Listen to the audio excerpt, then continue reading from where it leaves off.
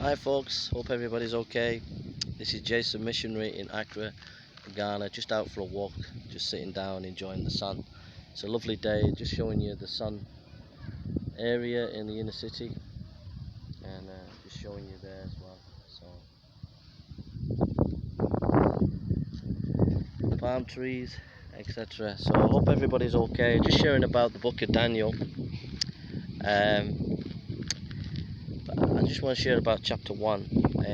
Have a read of chapter 1 in the book of Daniel, and there the situation is that Daniel's been taken into captivity, and Shadrach, Meshach, and they're in exile, and in that situation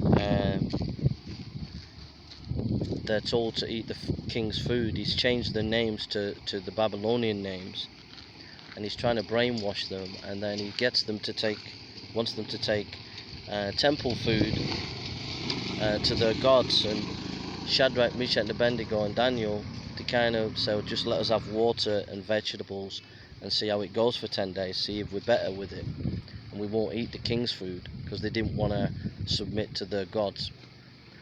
So the guy who's the captain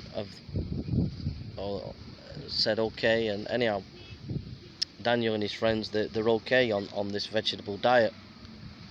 But the whole book kind of is highlighted in that scenario. One is that there are these guys that are just faithful to the Lord, and they wouldn't compromise in the culture that they were in. And there's so much compromise amongst God's people today in culture, where we're compromising to secular culture, or wherever the church is compromising the truth to the culture that it's around. If it's in Africa, they're compromising to Islam, or the witch doctors in UK and America, it's compromising to political correctness and the gay rights and the transgender movements. But if Shadrach, Meshach, and Abednego and Daniel were here today, they wouldn't compromise, they'd make a stand. Second thing is, Daniel and his friends, they trusted in the sovereignty of God. They had a great vision of the sovereignty of God, that God is in control. And you see that right throughout the book of Daniel, how God is prophesied about empires coming, and it's an awesome book where we see God in control of empires, and it comes out in the book. So the sovereignty of God, that God is great, that no matter what's going on in culture, the church should just keep preaching and know that God's in control. And secondly, the church shouldn't compromise, but be faithful to the word of God, to be faithful to the truth. And Daniel chapter 1 to 6 is historical.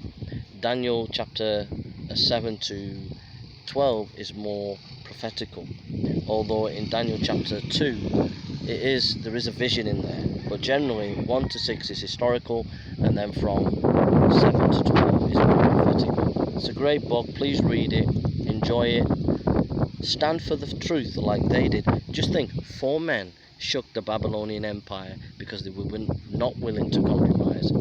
Only a few good men or a few good women need to stand, and they'll shake the nations. God bless you.